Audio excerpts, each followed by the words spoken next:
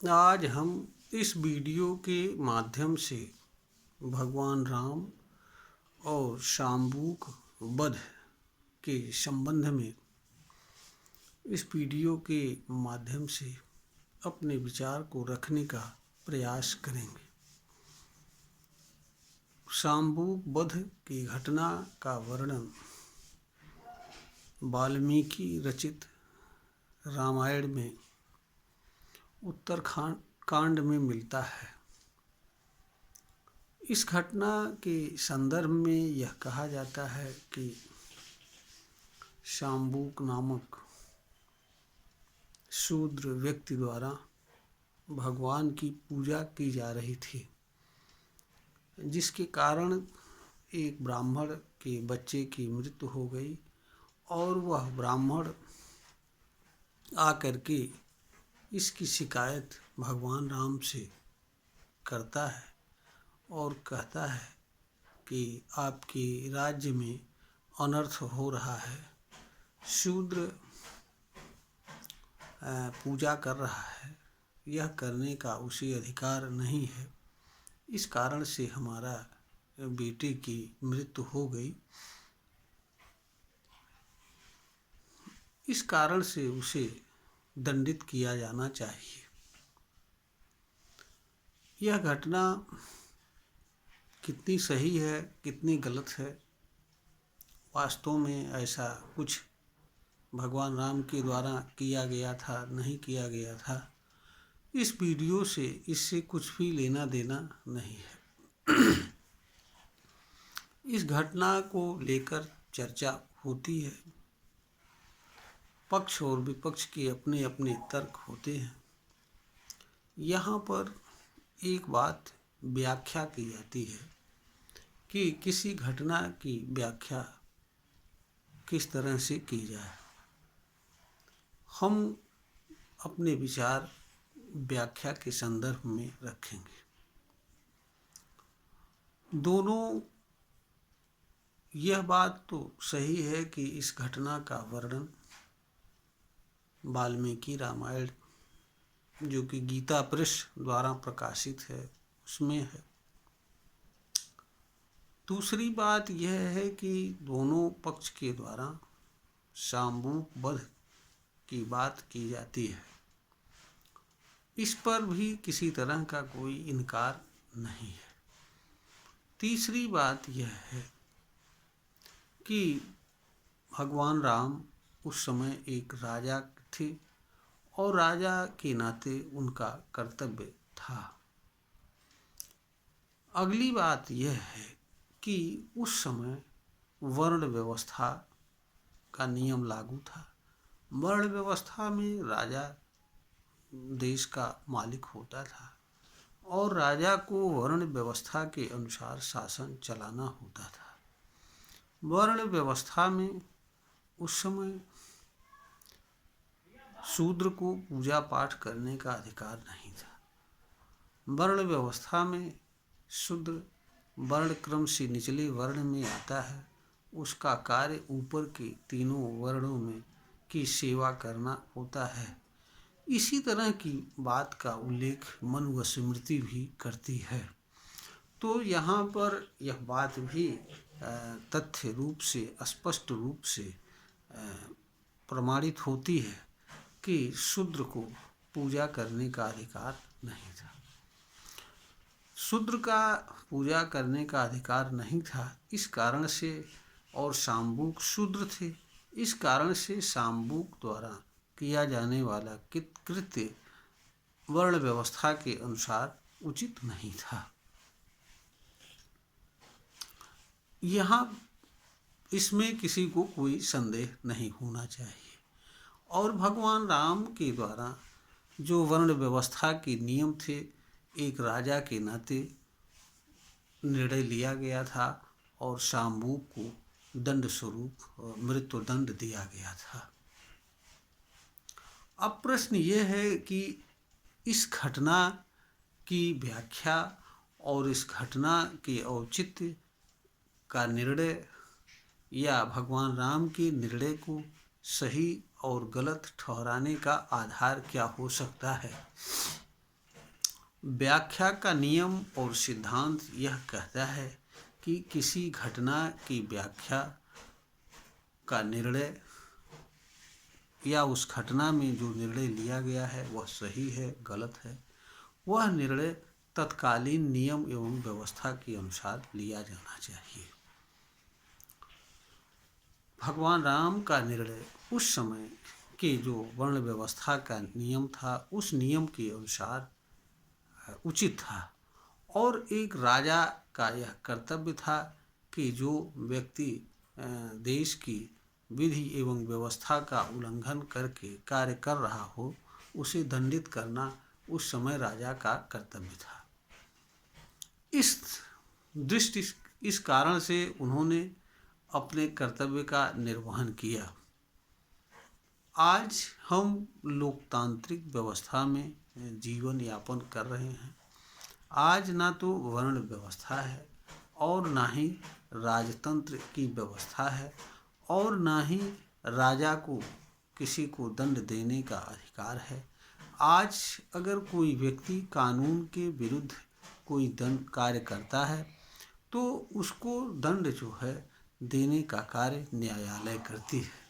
और यह भी सही है कि आज के अगर कोई व्यक्ति आज अपराध करता है तो उस अपराध के लिए सज़ा अपराध होने के समय जो कानून होता है उसके अनुसार दिया जाता है। आज भी अपराध विधि का यही सिद्धांत है कि यह नहीं है कि किसी व्यक्ति को अपराध आज करता है और उसका दंड उसके पहले वाली विधि के अनुसार दिया जाए। यह हमारा संविधान अनुमति नहीं देता है और न ही विधि का सिद्धांत इसकी अनुमति देता है और न ही दंड का जो सिद्धांत होता है वह भी इसकी अनुमति देता है। दंड का सिद्धांत भी यही कहता है कि किसी व्यक्ति को दंड उस समय तत्कालीन व्यवस्था विधि के अनुसार दंड दिया जाना चाहिए। जिस समय कोई घटना हो रही है, जिस समय कोई कृत्य किया जा रहा है, उस समय के कृत्य के अनुसार जो दंड हो और जो व्यवस्था हो उसके अनुसार दंड दिया जाना उचित होता है। अगर हम वर्तमान विधि के सिद्धांत और उस समय के विधि के सिद्धांत के अनुसार तथा जो दंड देने का विधान है उसके अनुसार और दंड देने का जो सिद्धांत है उसके अनुसार हम देखें तो एक राजा उस समय जो शूद्र का कार्य था वो पूजा पाठ करने का अधिकार नहीं था। उस समय के नियम एवं व्यवस्था के विपरीत कार्य था जिसके लिए शाम्बूक दंड का पात्र था और भगवान राम ने एक राजा के रूप में उस कार्य को उसके कार्य को दंडित किया, उसे दंड दिया और उसे मृत्युदंड प्रदान किया। आज जो हमारे विधि हैं और सिद्धांत हैं और वर्तमान व्यवस्था है इसके अनुसार हम भगवान राम के निर्णय को सही एवं गलत नहीं ठहरा सकते हैं। उनका निर्णय उस समय के नियम एवं विधान के अनुसार सही था, इसे हर व्यक्ति को समझना चाहिए। किसी भी व्यक्ति को उसको घटना को तोड़ने मरोड़ने की आवश्यकता नहीं है। हमारे जनमानस को सच को स्वीकार करना चाहिए, जो सच है उसे स्वीकार करना चाहिए। अगर हम वर्तमान कानून के अनुसार निर्णयों की समीक्षा भूतकाल में लिए गए निर्णयों की समीक्षा करेंगे तो पता यह चलेगा कि मुगल काल और अंग्रेज काल में लिए गए अनेक निर्णय गलत साबित हो जाएंगे, जबकि वह निर्णय उस समय के नियम एवं व्यवस्था के अनुसार सही थे। यही बात हमें भगवान राम द्वारा शाम्बूक वध के संबंध में लिए गए निर्णय को समझना चाहिए। बजाय किसी को दोष देने, भगवान राम को दोष देने या किसी जाति को दोष देने या किसी वर्ग को दोष देने के बजाय हमें उसके निर्णय के औचित्य को समझना चाहिए। हाँ, आज के परिवेश के अनुसार, आज की व्यवस्था के अनुसार वह निर्णय सही नहीं हो सकता है, यह भी एक सच्चाई है, क्योंकि आज हमारा संविधान हर किसी को अपने धर्म को विश्वास को मानने की पूरी आज़ादी देता है, मूलभूत अधिकार के रूप में मान्यता प्रदान करता है और संवैधानिक एवं विधिक संरक्षण प्रदान करता है। परंतु दुख की बात यह है कि उस समय का कानून ऐसा नहीं था, उस समय के नियम ऐसे नहीं थे।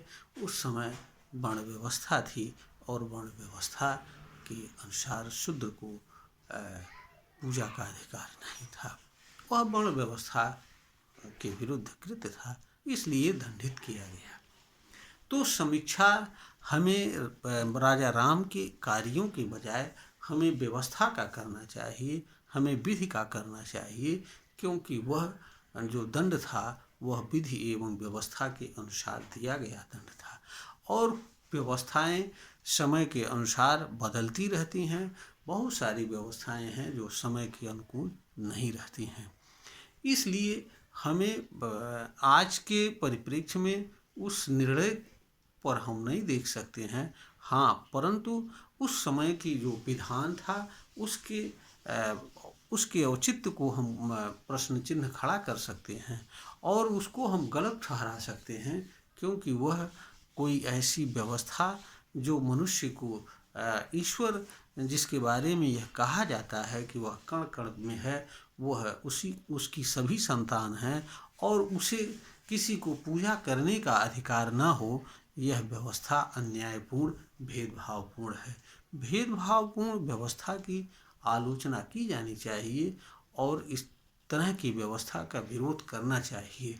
हमारा भारतीय संविधान इस मामले में बहुत अच्छा है कि इस तरह की सारी व्यवस्थाओं को खत्म कर दिया और उसने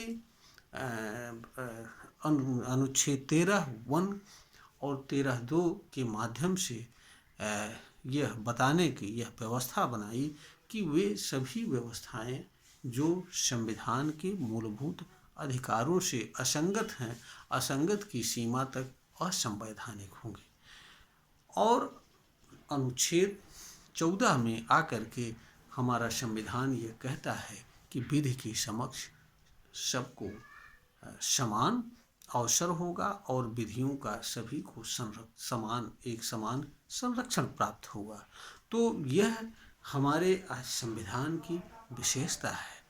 परंतु यह भी सही है कि आज के हम संविधान के अनुसार वर्ण व्यवस्था में किए गए कार्यों की समीक्षा नहीं कर सकते हैं। हाँ, वर्ण व्यवस्था के नियम की आलोचना कर सकते हैं, उनका विरोध कर सकते हैं, उनकी समीक्षा कर सकते हैं, क्योंकि वो निश्चित ही भेदभावपूर्ण थी।